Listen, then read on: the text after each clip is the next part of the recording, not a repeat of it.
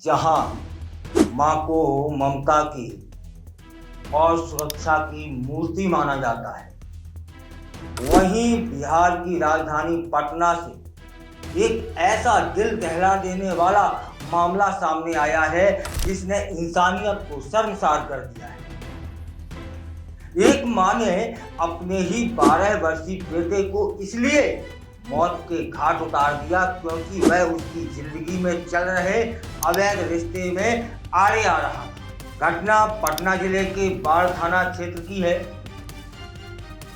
वहां पर 4 लेन ओवरब्रिज के पास की है, जहां 15 जून को सड़क किनारे झाड़ियों में एक अर्धजला शव मिलता है।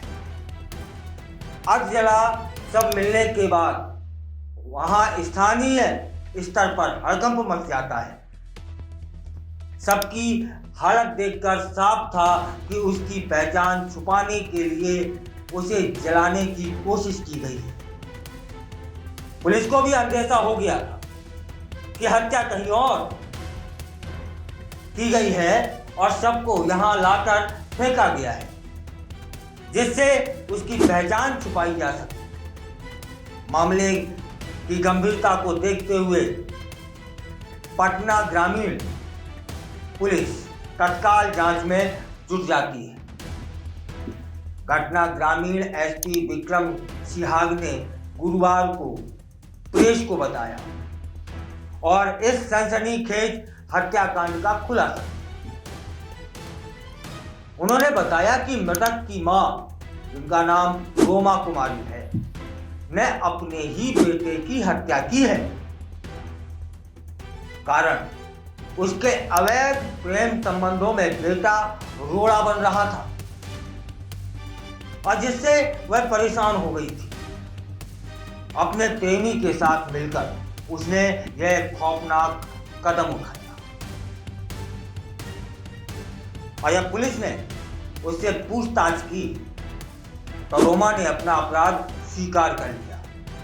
उसके प्रेम संबंधों को लेकर विरोधात्मक हो गया था, जिससे वह मानसिक रूप से परेशान थी।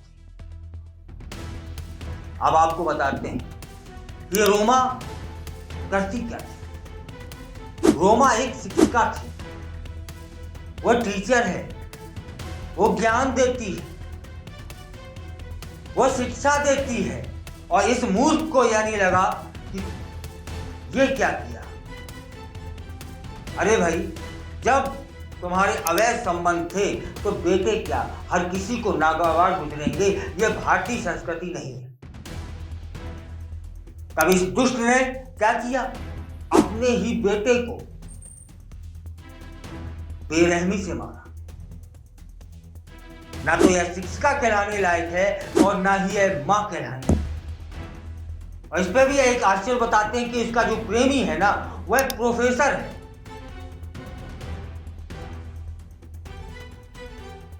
रोमा कुमारी मूल रूप से अररिया जिले के रानीगंज की रहने वाली है और पेशे से बीपीएससी चयनित शिक्षिका है। पुलिस बताती है कि उसका प्रेम संबंध रोहतास के एक ट्रेनिंग कॉलेज में कार्यरत प्रोफेसर निर्मल पासवान से था और रोमा पहले से ही शादीशुदा थी, लेकिन पति प्रमोद कुमार गुप्ता से अनबन के कारण वह अलग रह रही थी और 12 वर्षीय बेटे ने उसके प्रेम संबंधों का विरोध किया तो उसने निर्ममता की सारी सीमाएं लांघ दी और अपने ही बेटे की जान ली। फिलहाल उसका आरोपी प्रेमी फरार है और आरोपी महिला को गिरफ्तार कर लिया गया है और वह न्यायिक हिरासत में है।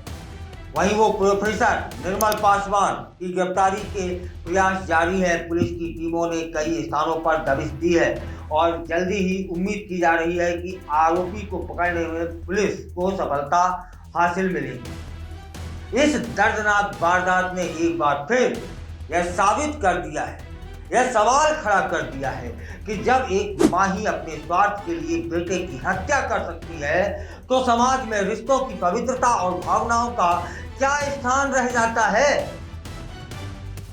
यह घटना केवल एक हत्या नहीं बल्कि उस विश्वास का अंत है जो एक बच्चा अपनी मां पर करता है। और यह आरोपी या प्रेमिका मन मां कोई अनपढ़ नहीं थी और वह प्रेमी भी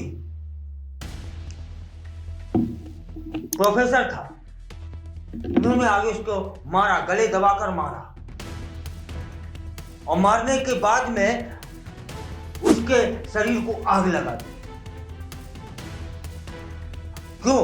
क्योंकि यदि शरीर जल जाएगा तो क्या जल जाएगी ना, तो पहचान ना हो पाएगी। कितनी दुष्ट रही होगी यह महिला, है? क्या इसको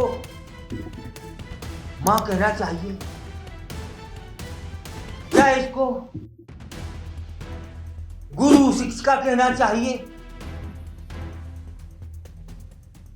यह तो नहीं सिखाया जाता। भारत की माएं ऐसी नहीं होती और भारत का गुरु भी ऐसा नहीं होता। समझिएगा, दुष्टता की पराकाष्ठा है। उनको कानून क्या सजा देगा वह कानून जाने, लेकिन जिसने इस खबर को सुना है उसने धिक्कारा है। प्रोफेसर को धिक्कारा कम है, इस शिक्षिका मां को धिक्कारा है, इसके थूका है इस पर। शर्म आती है समाज में ऐसे भी शिक्षक हैं और माएं हैं। फिलहाल जिस कदर से इसको दुत्कारा गया है, आईना दिखाया गया है, समाज ने इसके मुंह पर थूका है, यह सजा पर्याप्त है। क्योंकि हाँ, यहां मैं गलत हूं, पर्याप्त नहीं है। क्यों? क्योंकि ये सजाएं तो उनके लिए हैं जिनके अंदर जमीर जिंदा होता है, नैतिकता जिंदा होती है, जिनके अंदर ममत्व जिंदा होता है। ये तो मरे हुए लोग, इनको तो वही सजा मिलनी चाहिए जो कानून निर्धारित करेगा। मतलब आप समझ सकते हैं, मुझे लगता है कानून भी इसमें, न्यायालय भी इनको बख्शेगा नहीं। शायद मृत्यु दंड से कोई बड़ी सजा होती हो, वह इनको मिलनी चाहिए, क्योंकि समाज में गलत संदेश जा रहा है और ऐसे दुष्ट जो इस गलत संदेश पहुंचाते हैं, इसको रोकना समाज का ही काम है, न्यायालय का ही काम है, कानून का ही काम है।